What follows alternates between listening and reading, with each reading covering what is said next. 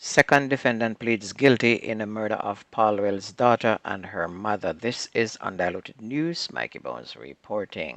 A second defendant charged in the abduction and murder of 27-year-old Tashina Pattison and 10-month-old Saraya Paulwell has pleaded guilty. The accused, whose identity has not been released, pleaded guilty on Friday afternoon when he appeared before Justice Lorna Shelley Williams in the Home Circuit Court. The defendant, who brokered a deal with prosecutors, pleaded guilty to 2 counts of conspiracy to murder, 2 counts of conspiracy to kidnap, accessory before the fact, and misprision of felony. Friday's development followed the guilty plea entered on Thursday by another defendant in the same case. The 2 men are to be sentenced on November 15.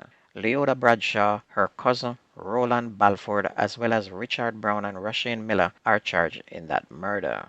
Justice Minister Delroy Chuck is defending the imposition of a mandatory minimum sentence of 50 years for capital murder. Noting that the high rate of homicides remains a serious problem for the country, Mr. Chuck is asking for 50 years for anyone who commits murder.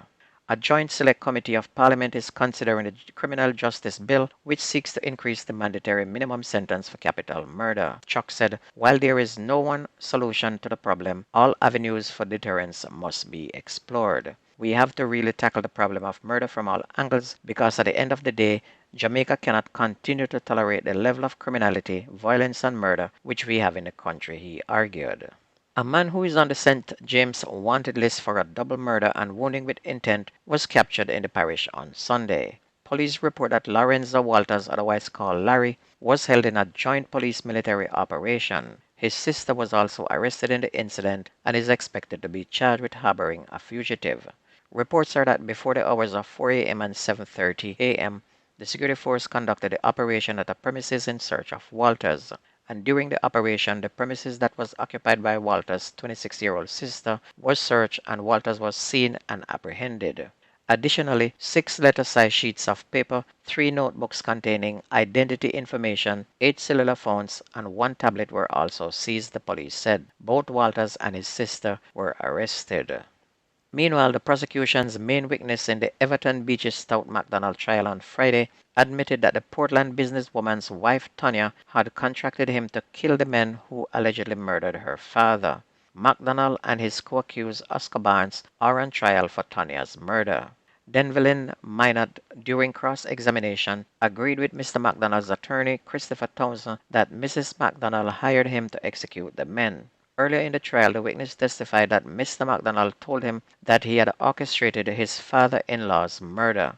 And prior to Friday's adjournment, the witness who lured Tonya to Sherwood Forest Main Road in Portland on July 20 of 2020, where her body was found with a throat slash, said he hugged her after she had received the fatal wound. He said it was difficult for him to leave the lifeless body of the woman he claimed to be in love with at the scene. The witness, who said he had blood on his clothes, explained that when he was leaving the crime scene, he had attempted to stop a marked service vehicle, but the policeman drove right past him. Minot, who is serving 19 years in prison for his role in the woman's murder, said he subcontracted Barnes to carry out the hit because he could not bring himself to kill her himself. A man who was wanted for the murder of his brother in Montego Bay in St. James is now in police custody. Ricardo Pusey, a resident of Gully Farm Heights in St. James, was captured Thursday during a police operation, and he was being sought for the murder of his brother Wilton Pusey, who died of wounds sustained during a domestic dispute on October 4th at their home in Gully Farm Heights.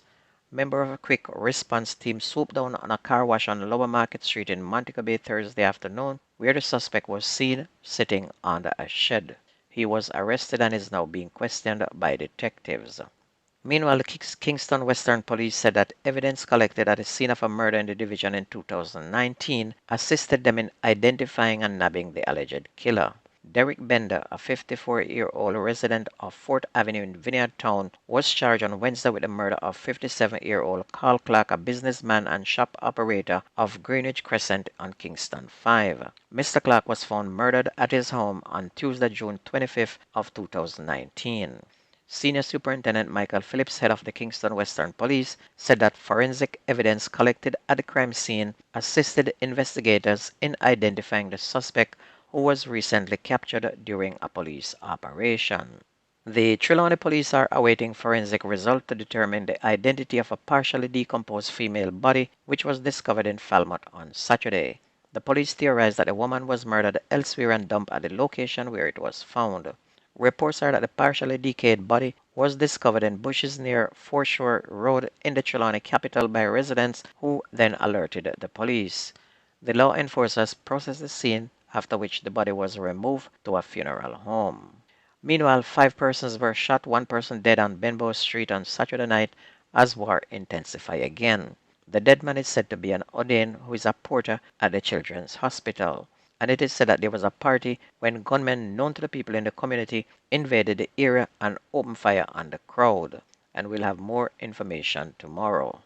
On to sports, the pickup Jamaican team that JFF fling together to represent have turned out to be an embarrassment to football supporters everywhere. The makeshift women's team went down 6-0 to host Chile in the football competition at the Pan American Games in Santiago on Saturday. The result means that Jamaica women lost all their matches at the Games after going down 10-0 to Paraguay and 7-0 to Mexico. The Jamaica Football Federation said it has now paid all balance due to the members of the national senior women's football squad that competed at the recent FIFA World Cup. In a release on Friday afternoon, the Federation also said it started processing payments to all the players who featured in the qualifying rounds but were not in the final World Cup squad. On to schoolboy football Manning Cup matches on Saturday. It will be all to play for between Tivoli Gardens High and Haile Selassie in their second leg return fixture as they played out to a 0-0 draw at Winchester Park on Saturday.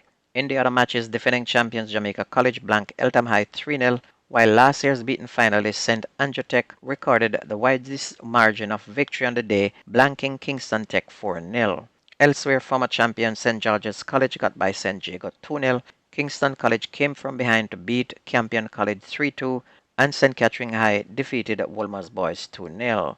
At Royal Lakes, Hydel High and Excelsior played out a 0-0 draw, while at Mona High, they beat Jonathan Grant 4-0 in the late contest at Prison Oval. While in the Costa Cup round of 16, defending champions Clarendon College and 2 other former winners, St. Elizabeth Tech and Frome, were winners as the round of 16 football competition got underway on Saturday. Clarendon College turned back Mile Gully High 2-0 to extend their perfect win record to 11 games this season and lead Group 1 on goal difference over Stets, who edged 10-man Cornwall College 3-2 at Jarrett Park.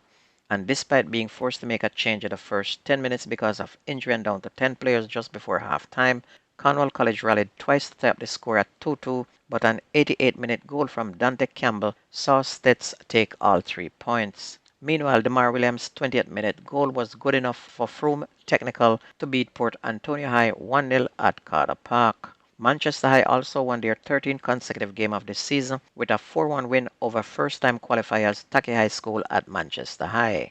While Happy Grove lost for the first time this season, giving up a 2-1 lead to lose 3-2 to BB Coke, who took the lead through Jamal Wright in the 10th minute.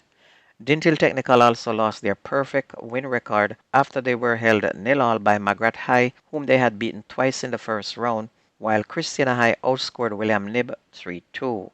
So the result for Saturday's game, Clarendon College 2, Mile Gully 0, Stets 3, Cornwall College 2, Manchester High 4, Taki High 1, Magrat 0, Dintil Technical 0, Christiana High 3, William Nib Memorial 2, BB Coke High 3, Happy Grove 2, Frome Technical 1, Port Antonio 0, while Glenmuir and Garvey Maceo 1 apiece. And don't forget that the best Manning Cup and the Costa Cup reports takes place on this here radio station. If you ever miss the news on this station, please go to YouTube, type in Jamerican, that's Jamerican, undiluted news. Listen, like, share, and subscribe to keep it going. That's news and sports on your favorite radio station. My name is Mikey Bones. I gone.